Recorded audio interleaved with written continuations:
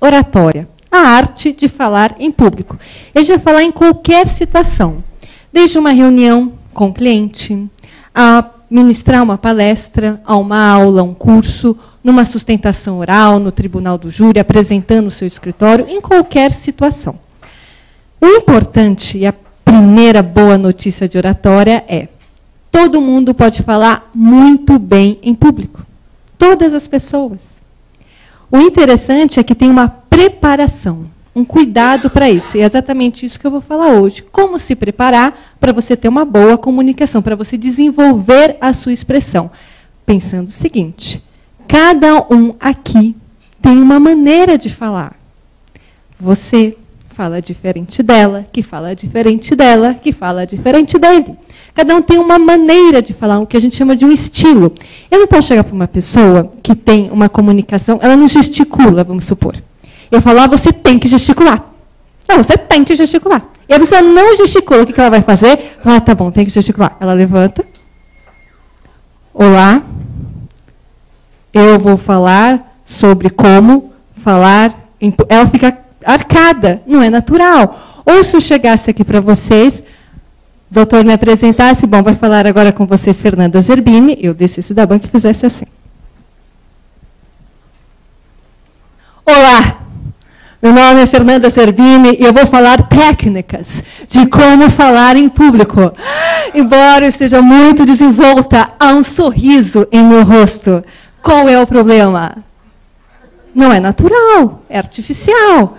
Então, o advogado ele precisa ter, isso é primordial, naturalidade. É a principal qualidade da comunicação. Porque se eu tenho naturalidade, consequentemente eu tenho credibilidade. Então, sempre que eu falar numa preparação, ela tem que caber dentro do seu estilo. Você tem que se sentir à vontade, senão vai ficar falso. Eu aprendi isso, eu sou de Itu, sou do interior, já perdi meu sotaque, estou há muitos anos em São Paulo. E eu aprendi isso na minha escola com a dona Marta, minha professora de matemática. Dona Marta tinha um estilo todo dela. Ela tinha um cabelinho Chanel, não tinha um fio fora do lugar, um tailleur, um broche de camafeu, cheirava perfume francês e chegava para a gente lá aprendendo matemática, uma área que eu não gostava e eu gostava por causa dela. Porque quem já não teve aqui um professor que fez você se apaixonar por algo pela maneira como ele falava? Não é? Sim, todo mundo lembra. A dona Marta chegava assim para mim. Hoje, nós vamos aprender o Teorema de Pitágoras.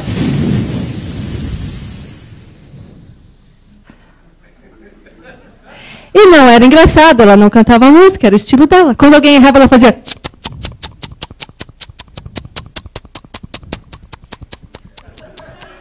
Você pode ir muito mais.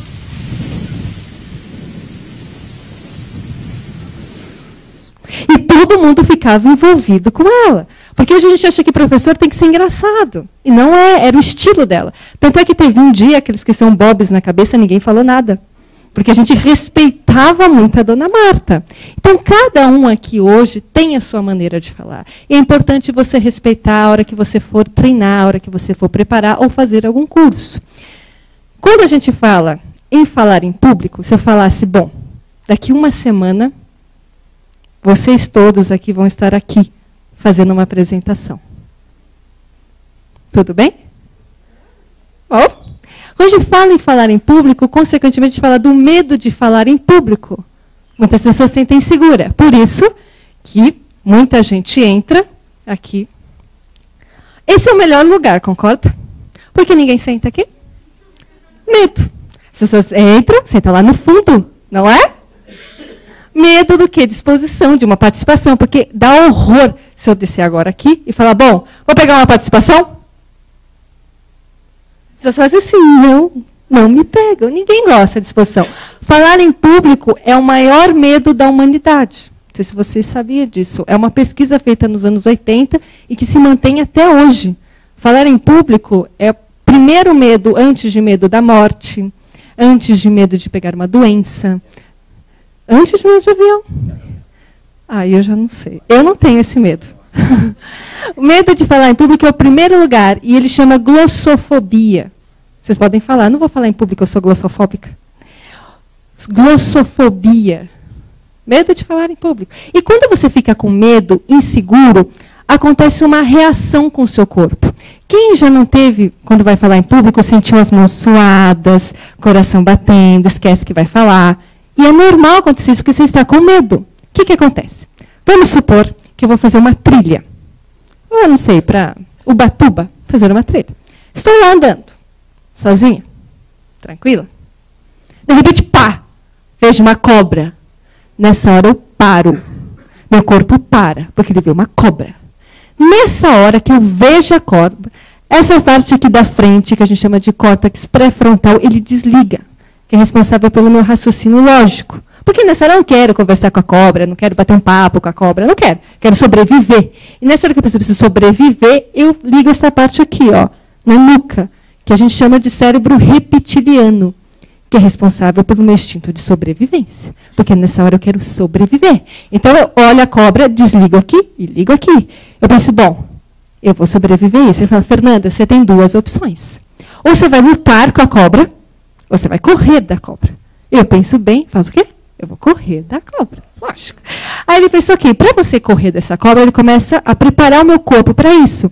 Começa a mandar adrenalina para as minhas mãos, para as minhas pernas, começa a acelerar meu coração para preparar para eu correr. E a hora que essa cobrinha vira, eu vou correr como ninguém. É o caso de uma mãe em São Paulo, onde caiu o portão, entrou, sabe aqueles portões antigos que tinham uma lança? Entrou a lança no pescoço do menino, ela começou a gritar, ninguém socorria, ela sozinha levantou com uma mão o portão e com a outra ela pegou o menino. Porque ela estava no momento de sobrevivência, não dela, da coisa mais importante que ela, que é o filho dela. Então, nesses momentos de sobrevivência, do instinto, a gente fica mais forte. Ok. Você vai falar em público. Você foi convidado. Você está aqui sentado. Chama o seu nome. Agora, Fernanda Zerbini. Eu venho para cá. Ando. Pá. Vejo cobras. Preciso sobreviver a vocês. Eu desligo o meu córtex pré-frontal, ligo o meu cérebro reptiliano. Preciso sobreviver a isso. Eu posso bater em vocês? Não. Posso correr? Não. Eu tenho que ficar aqui. Só que meu corpo começa a fazer a mesma coisa. Ele começa a mandar adrenalina para minhas mãos, para as minhas pernas, começa a acelerar meu coração. Aí começa. Está pesada a minha mão. Aí eu estou com o meu cérebro desligado, responsável pelo meu raciocínio lógico, e vou abrir a boca e vou falar. Aí sai o quê?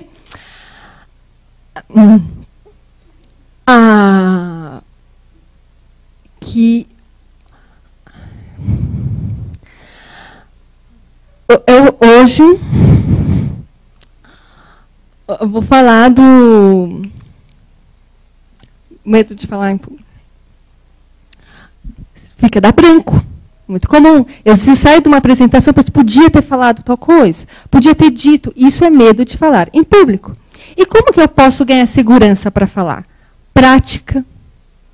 Muitas vezes na própria faculdade já tem momentos para isso, mas as pessoas pensam, não vou fazer. Ah, faz você, eu faço o PowerPoint, você vai lá e fala. Quando eu deveria ter uma oportunidade para falar em público. Outra situação, além de prática, eu preparar a minha apresentação, ensaiar essa apresentação para ganhar segurança. E conhecer o que você faz muito bem. Que tem algo que você faz muito bem e que cria autoestima para falar. Isso é importante. O problema é que muitas vezes a gente acredita que não fala bem, que não vai ser interessante, que vai ser chato, vai ser uma sensação, não tem qualidade nenhuma. E ao contrário, todo mundo tem uma qualidade muito boa para falar em público, mas cada um no seu estilo. Bom, a primeira coisa, tem uma apresentação, ou uma palestra, ou vou fazer uma reunião. O que eu tenho que fazer quando eu vou falar? Preparar. E a primeira coisa que eu preparo é a mensagem que eu vou falar, é o meu conteúdo, não é o PowerPoint. O problema é que a gente tem algo, muitas vezes, fazer o PowerPoint. Eu não tenho um PowerPoint hoje. E eu vou explicar daqui a pouco por quê. Então, a primeira coisa que eu tenho que estruturar, mesmo numa reunião, tem a pauta da reunião. Se eu tenho uma aula, tem o roteiro dessa aula. Se eu tenho uma apresentação, tem roteiro. Eu tenho uma sustentação oral, ela tem que ter um roteiro. Porque você tem um tempo para falar. Você tem que ter poder de síntese, tem que ser claro. Uma coisa, quando eu vou preparar o roteiro, que é importante, uma técnica, é eu pensar no meu público. Como vocês. Eu penso para quem eu vou falar. Então, hoje eu tenho pessoas que são ligadas à área do direito, são operadores do direito. Eu vou fazer uma apresentação para vocês. E a gente já faz isso. No dia a dia, vocês já personalizam a fala de vocês. Quem aqui é pai ou mãe? Levanta a mão. Ótimo. Pai e mãe têm técnica de oratória. A mãe se tornou mãe, ela tem técnica, ela faz isso naturalmente. Você já faz uma adaptação do seu discurso para o filho. Eu não sou mãe. Vamos supor, você vai deixar o seu filho comigo. Aí você deixa o seu bebezinho estar engatinhando. E lá, aqui no meu canto, tem aquela tomada antiga, cheia de fio, que hoje em dia as tomadas são ótimas. Assim, vamos imaginar aquela tomada antiga, cheia de fiação, aqui no meu canto. E o seu bebezinho indo em direção à tomada. Eu, que não entendo nada de técnica, olho para a criança e ó, querido bebê, não vá em direção à tomada, pois ali passa uma corrente elétrica, e se você colocar o dedo, irá se tomar o choque. Então, por gentileza, dê a meia volta e volta para o seu quarto. Nessa minha segunda palavra que eu estou andando, o bebezinho coloca o dedo na tomada. Uma boa mãe tem técnica de oratória. O que ela faz naturalmente? Ela diz, o bebezinho está engatinhando, ela já, não! Aqui, caca, caca. Ela coloca toda a força na expressão facial, que é a primeira linguagem que a gente aprende. Não é expressão verbal, é expressão facial. O bebê, ele aprende por imitação. E por que ele aprende primeiro a expressão facial?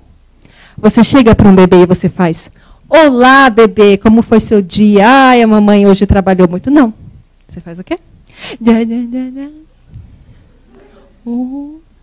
Você vê um bebezinho, tem um bebezinho aqui, ó, com a carinha aqui. O que você faz? Faz caras e bocas. Então, o bebê aprende a expressão facial. E uma mãe faz isso no começo. Ela fala muito, no máximo, ela usa uma linguagem de caca, para falar que é algo negativo. Então, você já faz isso. O que eu posso pensar? Pensando no advogado, no direito. Eu vou falar para um cliente, ele conhece termo técnico? Não. Se eu falar, ele vai se sentir burro. E isso é um ruído para ele. Então, é ruim para a relação de vocês. E é ruim também porque ele não vai entender. Ele vai falar que não entendeu, muitas vezes não. Ele faz assim, ele vai embora, ele vai ligar ou ele não vai fazer. Isso cria uma relação ruim com o cliente. Então, eu só uso o termo técnico para iguais, para pessoas que são da mesma área, que vão entender essa linguagem. Ou, não, eu preciso falar essa linguagem com o meu cliente. Então, eu falo e explico em outras palavras o que significa. Isso é pensar no público que eu estou falando. Outra, eu posso pensar também no conhecimento que ele tem. No grau de conhecimento que ele tem. Eu posso pensar na idade que ele tem, área profissional dele. E aí eu tenho linguagens, palavras que criam conexão. Então eu posso ilustrar, eu posso exemplificar, usar analogias para que ele entenda. Isso é pensar no meu público. Então eu tenho que pensar sempre para quem eu vou falar. Aí tem, além da questão da expressão, da verbal, que a gente fala das palavras, eu tenho que pensar na comunicação não verbal. Tem um quadro que foi feita uma pesquisa nos anos 80, do Albert Mehrabian, onde ele dizia o seguinte, 7% da comunicação são as palavras. 38%, quer dizer, de 7 para 38% é uma expressão vocal. E 55% é uma expressão corporal. Então, 7% verbal, 38% vocal e 55% é uma expressão corporal. Ah, Fernanda, então, deixa eu ver se eu entendi. Se 55% é expressão corporal, eu não preciso aprender inglês. Certo? Eu gesticulo. E a pessoa vai entender. Eu posso chegar para uma pessoa, então,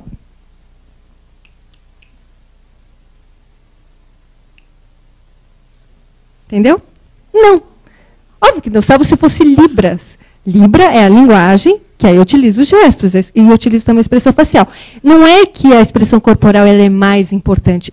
Essa pesquisa foi colocada, e muitas vezes não coloca a fonte, não explica. E aí parece que é assim. Não é assim. É assim quando tem uma mentira. Quando tem algo que não está harmônico. Aí eu acredito mais no meu corpo, depois na minha voz e depois nas suas palavras. Como assim? Vamos supor... não vou supor, vou falar uma história real. No ano passado, na virada do ano, Réveillon, eu fui cozinhar. Falei, eu vou fazer a ceia. Vocês não me conhecem, mas isso é algo perigoso. Eu pouco cozinho, eu acho que potência 70, 12 minutos, eu como. Algumas empresas, se falirem, eu paro de comer. E eu falei, bom, vou cozinhar. Quem nunca cozinha, a gente não quer fazer algo fácil, arroz, feijão. Quer fazer algo difícil, para falar do meu grau de conhecimento culinário. Aí eu estava lá no Réveillon, meu irmão trouxe um amigo e tal, a gente tinha já público, né? Falei, bom, vou cozinhar um risoto. Meu arroz já é empapado, é só colocar um cogumelo ali dentro. Eu vou fazer um risoto, pensei na lentilha. Falei, eu vou colocar alguma coisa com lentilha, né? Que vou fazer um bolinho. Vi a receita. Aí eu vou falar para minha mãe, que estava lá, como faço? Nem pensar, eu tenho esse conhecimento. Vou aonde? No Google. Digito risoto, vejo bolinho de lentilha e começo a fazer. 2h eu já estava fazendo, porque o primeiro vai queimar, o segundo vai empapar, lá pelo terceiro, quarto que eu acerto. E eu não conheço também os ingredientes. Tinha aquele arroz arbóreo do risoto, aquilo me travou, porque é difícil. Para vocês terem uma ideia do meu conhecimento culinário, a minha mãe adora palmito. Adora. Aí um dia eu estava na feira, que é uma selva para mim, né? Aí eu estava lá passando, vi alguém gritando, R$2, R$2, R$2. Aí vi um saquinho com um monte de palmito. R$2, né? Palmito realmente é mais caro. Gastei R$20 de palmito. Eu cheguei lá em casa e falei, mãe, trouxe um monte de palmito. Ela falou, isso não é palmito, é mandioca. Então, para vocês terem uma noção do quanto eu conheço de comida. Ok. Réveillon, estou eu lá, cozinhando. 5, porque eu fiz ainda sobremesa, que não foi fácil. Sei que quase comecei, umas 7 horas depois, gororoba pronta. O que eu faço não dá para identificar de cara. Eu falei, o pessoal sentando na mesa, eu falei, isso é um risoto, isso é um... Porque ficou tudo queimado, tudo preto, né? Então eu falei, isso é um bolinho, isso é um risoto, isso é saladinha, ok. Sentaram, minha mãe vai provar, é algo importante para mim, sou de família de italiano, então eu quero a aprovação da minha mãe. Aí minha mãe pegou, já receosa, conhecia o meu histórico, pegou um mini arroz, colocou no seu prato. Falei, mãe, por favor. E aí chegou o grande momento, e ela...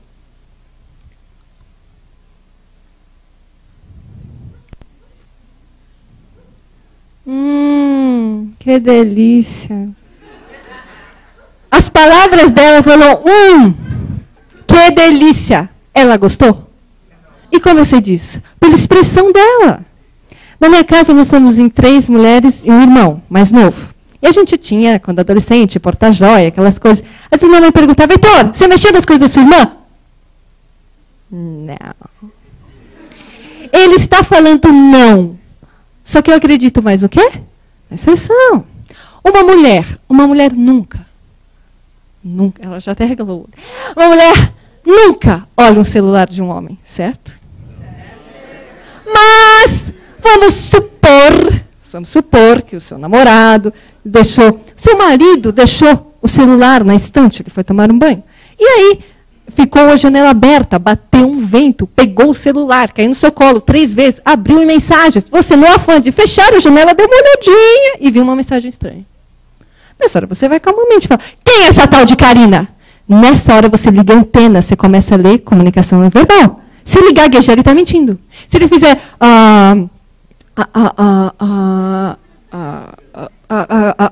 Seu sem vergonha, como você fez isso? Eu já começo o discurso. Porque eu não acredito. Se ele não olhar para mim, o poder do contato visual, se a pessoa não olha para você, por que você está olhando para baixo? Está mentindo? Então, vocês já fazem isso no dia a dia. O que a gente tem que pensar é também fazer isso no profissional. Eu tenho que ter o cuidado com a minha expressão e ler também a expressão do outro. Pensando em comunicação vocal, a voz. Voz, primeira coisa, tem que ser clara. Imagine com vocês. Amassadinho, né? Passa tudo isso, né? Você fazendo. Você não sabe, atenção. E eu estou falando no mundo. Né? Pessoas que não articulam. Pessoas que não articulam. Vocês vão gostar? Ou não utiliza o microfone de forma correta. Por exemplo, eu tenho hoje, a projeção da minha voz depende muito do microfone. Ou se porque eu falo assim, o grande segredo, comunicação. Você ter, isso que eu acabei de dizer. Porque quando você faz o bom trabalho em monografia, se você vai comer, tem que ter isso.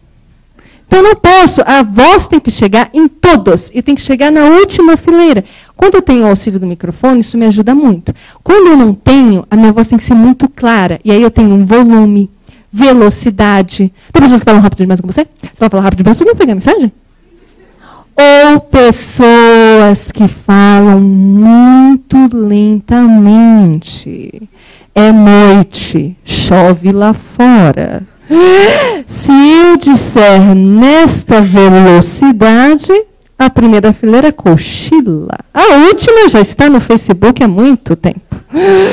Então, eu tenho que ter dinâmica na voz. Mesmo que eu vá conversar com uma pessoa, um cliente, ele não gosta, ninguém gosta que fala lentamente.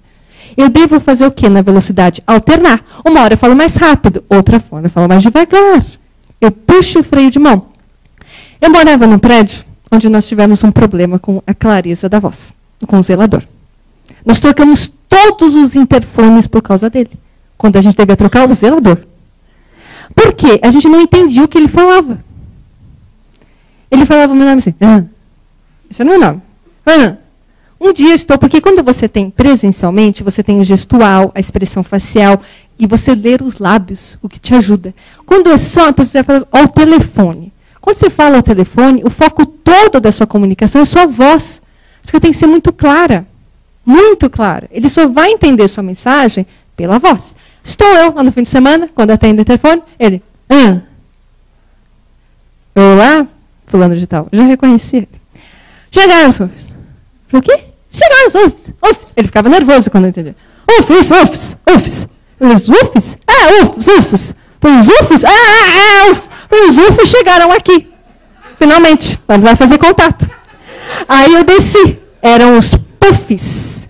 Então, a articulação é fundamental. É cada sílaba, cada letra. Não posso correr. Por fim, descobrimos que era puffs. Eu paguei ele para ele rir mais. É um bom ouvinte. Então, eu tenho que pensar o seguinte. O que eu posso fazer com a minha dicção? Existe um exercício que alguns fizeram. Eu fazia no interior, que é um exercício bobo que ajuda na articulação. O ninho de mafagafa com 7 mafagafinhos, quem não desmafavagaifala, zombão desmafavagaifador, será? O trava-línguas. Trava-línguas é um exercício ótimo para articulação. E você pode fazer o trava-línguas segurando, colocando na boca um obstáculo, um lápis, uma escova de dente, assim, ó. E aí você fala. Lógico, não é interessante fazer isso na frente de ninguém, muito menos seu marido ou sua mulher, porque as cenas são fortes. Mas um trava-línguas ajuda na articulação. E é um exercício muito simples. Outro é você poder gravar a sua apresentação. Grava um dia você falando. Ouve. Alguém aqui gosta da sua voz? Alguém gosta, finalmente. O que acontece? Alguém já ouviu sua voz gravada? É bom? Não. Por quê? Muitas vezes, agora a gente não deixa mais mensagem, né? Mas antigamente a gente gravava no celular. E se não fazia assim, sei lá, diz que 2 agora para gravar sua voz. Você discava, sei lá. Você ligou para... Você impostava a voz, né? Você ligou para a Fernanda Zerbini. Deixa o seu recado após o sinal. Sei lá, ficou bom, né? Aí você ouvia, não pensa que você ouvia, você ligou para a Fernanda Zerbini. Não está fanha a minha voz, não está boa a voz.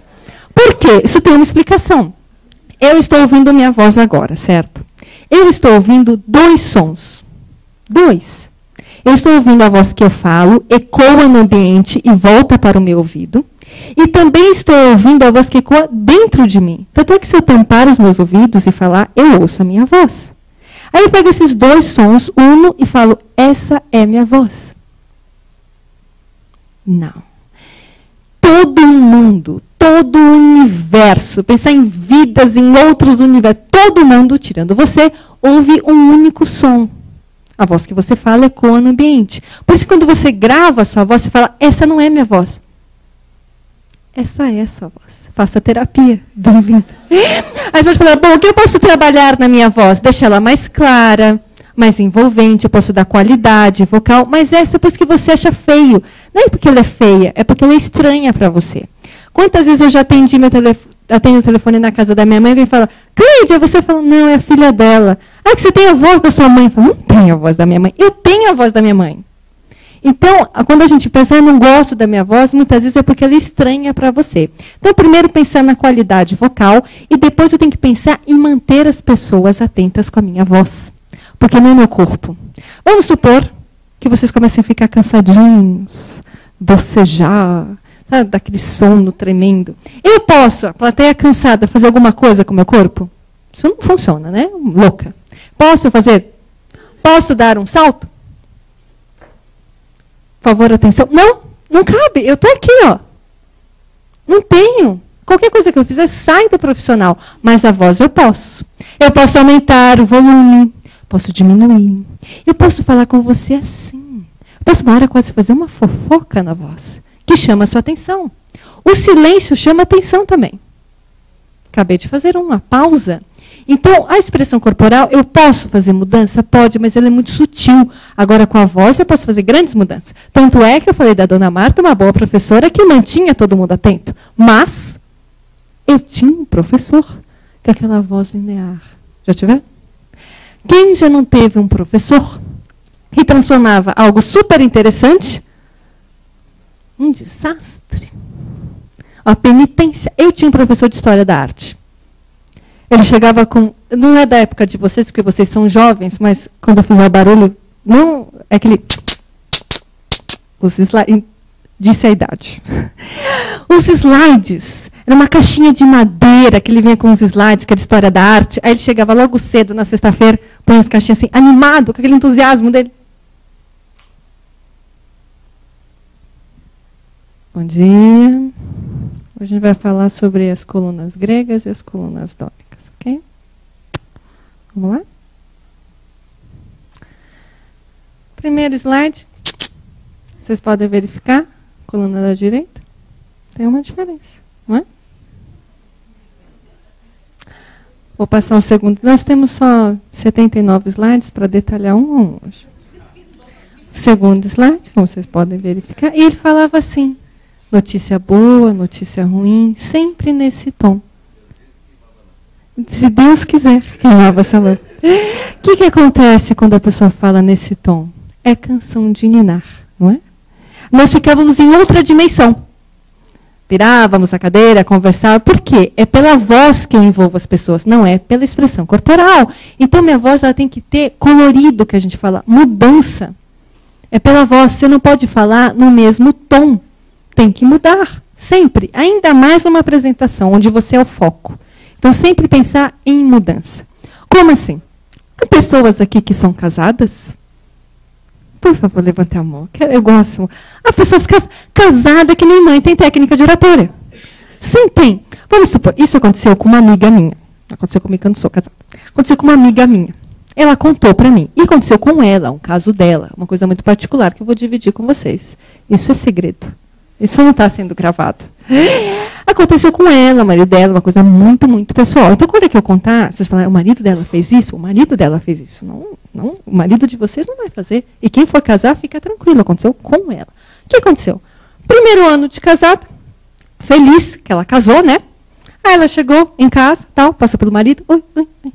Fui para o quarto, né? Quarto arrumadinho e tal, feliz, primeiro ano. Aí ela olha, ela vê algo muito estranho. Ela ficou, nossa. Havia uma toalha molhada em cima da cama. Estranho. Ele sabe onde deixa, né? Bom, ele esqueceu. Aí bateu uma emoçãozinha, porque a toalha molhada estava do canto dela. Bateu uma emoçãozinha. E ela tinha um objetivo que era lembrar o marido. Com esse objetivo, ela foi lá. Amor, você deixou a toalha molhada em cima da cama. Ele,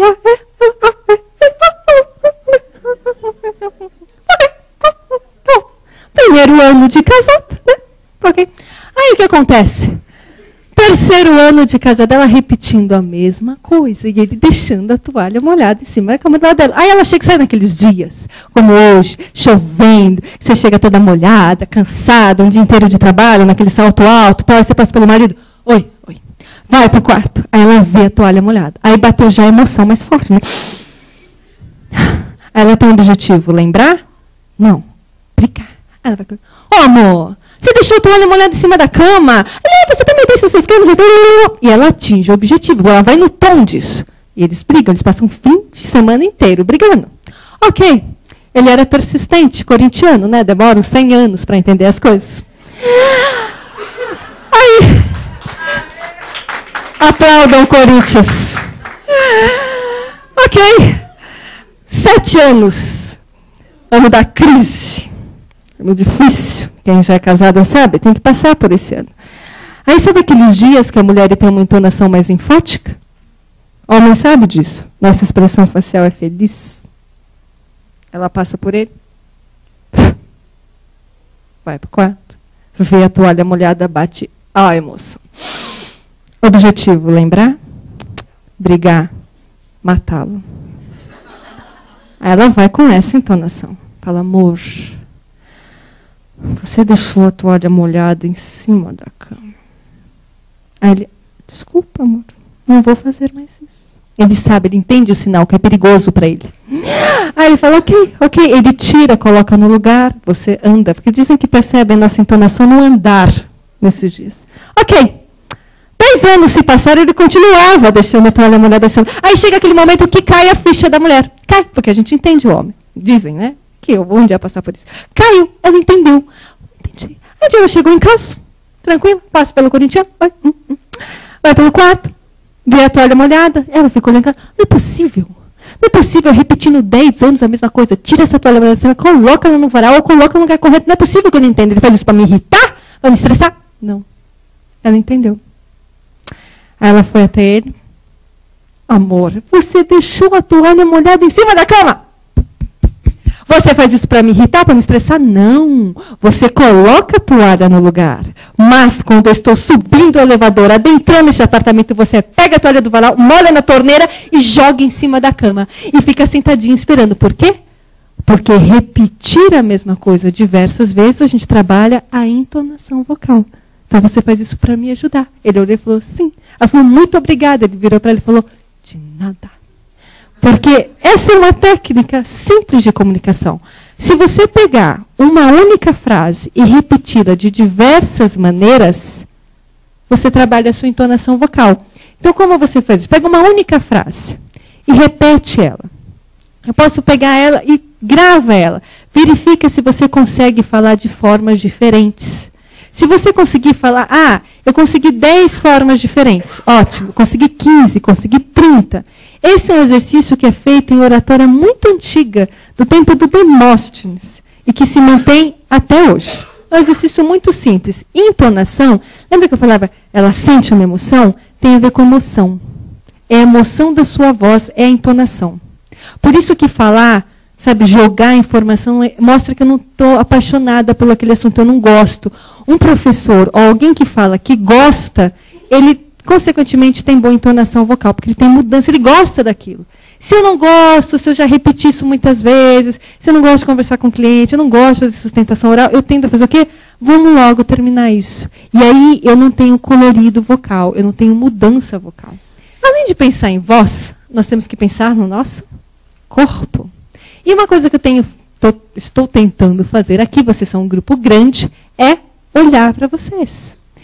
O olhar, o contato visual no corpo é uma das questões mais importantes. Porque eu demonstro segurança, quando eu olho no olho da pessoa, eu crio uma conexão e eu dou atenção a diferentes pessoas. Aqui, logicamente, eu não consigo olhar para todo mundo a cada frase. Ainda mais o pessoal que fica sentado no fundo. Eu não consigo. Eu acabo dando, naturalmente, atenção à primeira fileira.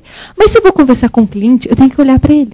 Se eu estou numa sustentação oral, eu tenho que olhar para todo mundo que está lá. Todo mundo. Eu tenho que dividir o meu olhar. Porque isso demonstra segurança. Eu não posso ficar olhando para o papel. Não é o momento. Eu posso olhar rapidamente, mas o meu foco deve ser as pessoas. E quando você tem um espaço grande, como eu tenho aqui, o que você faz para dividir o olhar, que é interessante? O andar. Então, eu ando porque eu acabo distribuindo o olhar. E aqui eu não tento andar muito, porque senão eu prejudico o trabalho dele, que é filmar. Eu não posso sair daqui. Eu tenho uma marca. Mas eu vou sair só um pouquinho. Eu venho para cá e ando. Agora, eu tenho que andar, olhar e falar ao mesmo tempo. Eu não posso falar. O mais importante na comunicação é preparação. A gente prepara, a gente treina, a gente tem desenvoltura. Não posso dar esse intervalo, porque senão parece Miss Brasil. E continua a falar que não é você vai para um canto, fala, anda e vai para outro canto, fala. Não, você fala ao mesmo tempo. Só o seu corpo vai para a direção. O seu olhar, o seu rosto se mantém para o público. Então, andar num ambiente é interessante, porque também é um movimento. Se eu falo sentado o tempo todo, vamos supor que eu fale mais de 1 hora, 2 horas sentada, não é interessante, porque eu não tenho movimento na expressão. Além disso, tem expressão facial. A gente falou, a primeira linguagem do bebê. Na expressão facial, eu devo tomar um cuidado com harmonia. Notícia boa, eu tenho expressão facial boa. Notícia ruim, eu tenho expressão facial ruim. Como assim? Eu não posso chegar para a pessoa e falar, bom, eu tenho uma boa notícia para dar para vocês. Muito boa. Eu falo, eu não quero. Como eu não posso falar, é seu aquele Vectra ali da frente? Furtaram. Não posso. Eu estou feliz, foi eu que furtei. Não posso. Então a ideia sempre é, isso eu leio, eu entendo. A mensagem eu tenho que harmonizar a minha expressão corporal. Então se eu tenho, por exemplo, no começo de uma apresentação, é onde a gente cria a empatia. Porque a hora que vocês entraram aqui hoje, vocês ficaram pensando se isso ia ser bom ou não para vocês. Então você senta já no meio, para não ter interação, ela não me chamar. Aí você começa a olhar, aí você olha para mim, você pensa, será que vai valer a pena prestar atenção?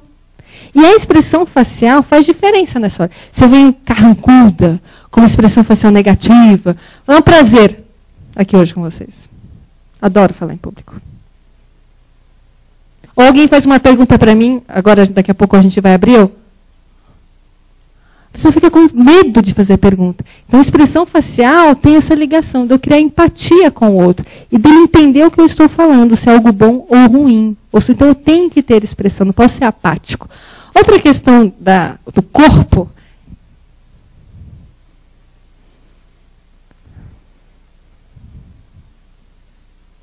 Os gestos. O que fazer com as mãos quando a gente fala em público?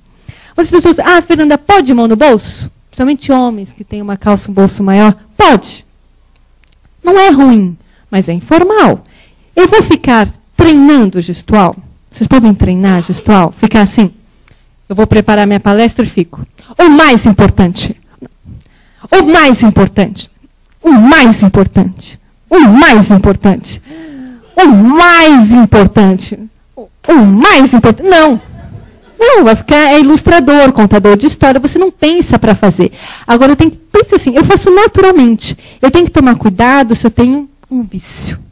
Vamos supor que eu gosto desse. Eu tenho esse gestual que chama de pinça. Ele pinça. Eu gosto desse, eu gosto de falar desse. Tenho essa mania. Eu falo assim. Estou falando um pouco de expressão verbal, de expressão vocal, de expressão corporal. Eu estou fazendo alguns segundos. Você já está prestando atenção. O que você vai começar a fazer se eu fizer isso durante horas? Vai contar. 1, 2, 3. Vai colocar a planilha no Excel. Hoje ela fez 15, ela fez 32. O vício, ele chama atenção. Ele chama mais atenção, um vício corporal, do que o que eu falo. Tanto é que professor não vira muito uma brincadeira se ele tem um vício, uma mania. O que a gente chama de cacuete na expressão, na oratória, não pode, não é interessante. Tem que tomar um cuidado se eu tenho um vício. Vamos supor que eu tenho esse. Não posso, eu tenho que variar. E outra questão é, quando eu gesticulo, eu não posso ter um objeto em minha mão. Esta mão aqui tem um objeto, certo? Meu microfone. Eu posso gesticular com isso? Se eu gesticulo, eu não falei se eu não tenho minha voz. Então, quando eu seguro o microfone, funciona como uma haste, eu não posso mexer essa mão. Se eu tenho uma caneta, você está fazendo anotações. Aí você ficou com uma caneta na mão. E aí você está lá fazendo sua sustentação. Fica uma arma aquilo. Porque isso quer dizer que a pessoa fica com medo daquela caneta. Chama muito, fica agressiva aquela caneta. Não posso. Então, caneta serve para escrever, não para gesticular. Eu solto. Mesmo quando eu vou fazer uma apresentação, PowerPoint. Muitas vezes eu tenho controle, certo? Aí, vamos supor, eu estou segurando com uma mão o microfone, com outra eu estaria segurando um controle. Eu vou gesticular? Não. Eu perco a gesticulação. Então, eu tenho que pensar se vale a pena eu ter um microfone. Eu posso colocar um headset, que eu vou ter uma mão livre. Então, a gente tem que pensar muito bem nas escolhas. Se eu perco, é obrigado a gesticular? Não, não é obrigado, mas eu vou perder uma forma de comunicação. Eu falei sobre expressão vocal, corporal, e eu falei, Fernanda, hoje eu não estou com o meu PowerPoint, certo? Eu falei, vou deixar para o final. Mas por que eu não estou com o PowerPoint? Que hoje a apresentação é PowerPoint. PowerPoint, PowerPoint, PowerPoint. Vai fazer um trabalho na faculdade. Quem vai fazer o PowerPoint? Estou preparando minha apresentação, estou fazendo o PowerPoint. Ela não vai, a pessoa nunca, dificilmente ela vai primeiro montar um roteiro. O que ela vai montar? O PowerPoint. E eu me pergunto, eu gosto sempre de deixar claro, alguém aqui já saiu de alguma apresentação, de alguma palestra, onde as pessoas fizeram assim? Você viu aqueles slides? Fiquei arrepiada. Que lindo aquele slide 33. Aquela pastora era tão bonito. Que cor que ela utilizou? Aquele abóbora, pêssego. Alguém faz isso? Alguém se emociona com o PowerPoint? Não. Se decepciona. Porque muitas vezes o que a pessoa coloca? Exagera na quantidade de slides. Vocês já viram a apresentação que a pessoa fica aqui do lado, assim? Quem faz a apresentação, o dedo. Que ela não fala, não se conecta a ninguém. E PowerPoint é interessante? É. Ele serve para destacar uma informação que você utiliza. Ele pode ajudar, pode ordenar uma ideia, pode ser interessante, mas ele não é obrigação. O problema que a gente tem ideia é que uma boa apresentação, um bom orador, ele tem PowerPoint. E não é isso. Não é. Ele é uma ferramenta que pode te ajudar na apresentação. Ele pode lembrar a sua ordem de apresentação, mas ele não é o seu roteiro. O problema é que às vezes eu coloco tudo que eu vou falar num PowerPoint e ele fica muito poluído. Um PowerPoint a gente pode usar para imagem, para um visual de um vídeo, com uma única frase, mas não com uma quantidade exagerada. Porque ele não vai criar conexão, não vai criar empatia com ninguém na apresentação. E vai pegar uma boa parte da minha preparação, que eu poderia ensaiar, que eu poderia treinar, porque eu vou criar um PowerPoint. Então, eu tenho que sempre pensar se vai ser importante. E se ele for, não exagerar na quantidade que eu utilizo. Às vezes, você tem uma apresentação de 20, eu já vi isso, uma apresentação de 20 minutos, que a pessoa tinha 60 slides. Como que ela vai apresentar? Como que ela vai apresentar cada slide, dividir com a plateia que ela está falando, conversar sobre aquele assunto? Não vai ter tempo. Então, a gente sempre tem que pensar o seguinte, é interessante? É, mas o que é mais importante numa preparação? Eu preparar o meu roteiro, estruturar a minha mensagem. Depois disso, eu ensaio isso. Eu treino, porque eu vou ganhar fluência, eu vou desenvolver uma expressão. E aí eu desenvolvo uma expressão vocal, a corporal, e no dia eu vou conseguir conversar com as pessoas. Por quê? No fundo, isso aqui é uma conversa. Vocês estão conversando comigo agora. Se eu estou falando, só que vocês estão respondendo para mim? Estão. Completamente. Não com a expressão verbal, com a expressão corporal. A hora que vocês fazem assim, está concordando. Ora. Expressão. Se você está assim, ó, é a comunicação. Quando a pessoa olha, se você está aquele... É a comunicação. Você está olhando já para a porta. É a comunicação. Você olha para o seu colega. Totalmente comunicação. E a gente tem que prestar atenção nesse diálogo, porque, no fundo, se eu vier aqui na frente e soltar um monte de palavras, um discurso que eu despejo para vocês, a gente deixa de conversar. E, no fundo, qualquer palestra, qualquer reunião, sempre é uma conversa. É uma troca, é um jogo. Por isso que eu tenho que olhar para vocês, dar pausa. É uma conversa. Se eu lembrar que é uma conversa, como eu conversasse com vocês no corredor, eu venho aqui na frente, eu tenho uma chance maior de ter uma voz mais interessante, de trocar com vocês.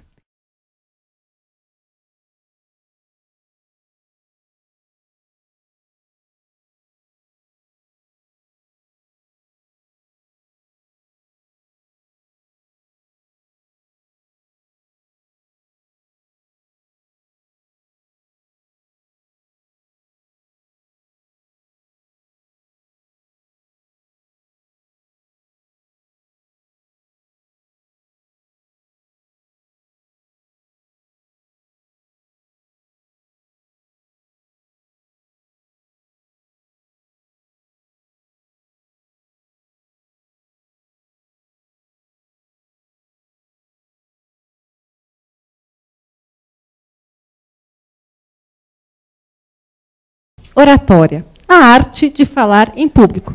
Ele vai falar em qualquer situação, desde uma reunião com o cliente, a ministrar uma palestra, a uma aula, um curso, numa sustentação oral, no tribunal do júri, apresentando o seu escritório, em qualquer situação. O importante, e a primeira boa notícia de oratória é: todo mundo pode falar muito bem em público. Todas as pessoas. O interessante é que tem uma preparação, um cuidado para isso. E é exatamente isso que eu vou falar hoje. Como se preparar para você ter uma boa comunicação, para você desenvolver a sua expressão. Pensando o seguinte: cada um aqui tem uma maneira de falar. Você fala diferente dela, que fala diferente dela, que fala diferente dele. Cada um tem uma maneira de falar, o que a gente chama de um estilo.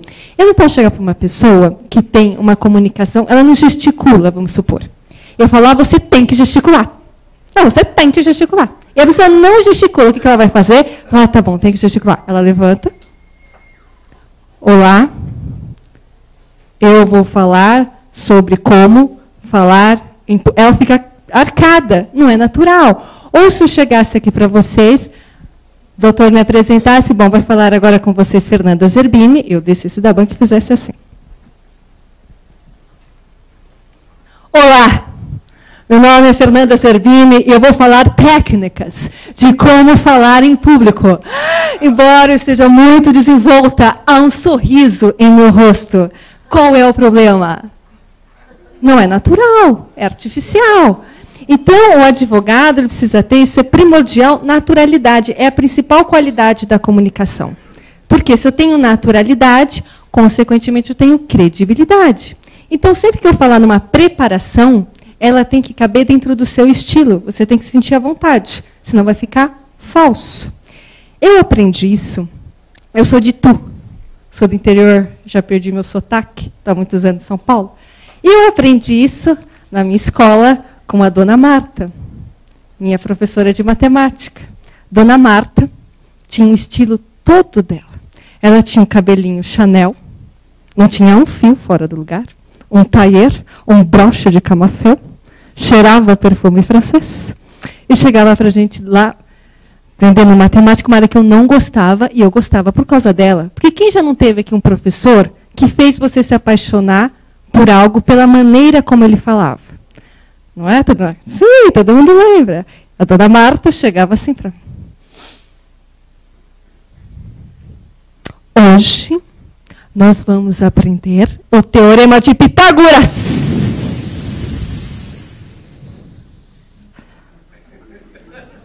E não era engraçado, ela não cantava música, era o estilo dela. Quando alguém lugar, concorda? Por que ninguém senta aqui? Medo. As pessoas entram, sentam lá no fundo, não é? Medo do quê? Disposição de uma participação, porque dá horror se eu descer agora aqui e falar, bom, vou pegar uma participação? As pessoas fazem assim, não me pegam, ninguém gosta de disposição. Falar em público é o maior medo da humanidade. Não sei se vocês sabiam disso. É uma pesquisa feita nos anos 80 e que se mantém até hoje. Falar em público é o primeiro medo, antes de medo da morte, antes de medo de pegar uma doença, antes de medo de avião. Eu já não sei. Eu não tenho esse medo. O medo de falar em público é o primeiro lugar, e ele chama glossofobia. Vocês podem falar, não vou falar em público, eu sou glossofóbica. Glossofobia. Medo de falar em público. E quando você fica com medo, inseguro, acontece uma reação com o seu corpo. Quem já não teve, quando vai falar em público, sentiu as mãos suadas, errava, ela fazia...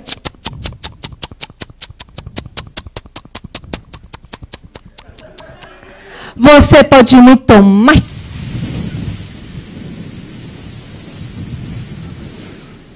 E todo mundo ficava envolvido com ela. Porque hoje a gente acha que professor tem que ser engraçado. E não é, era o estilo dela. Tanto é que teve um dia que eles esqueceram bobs na cabeça, ninguém falou nada.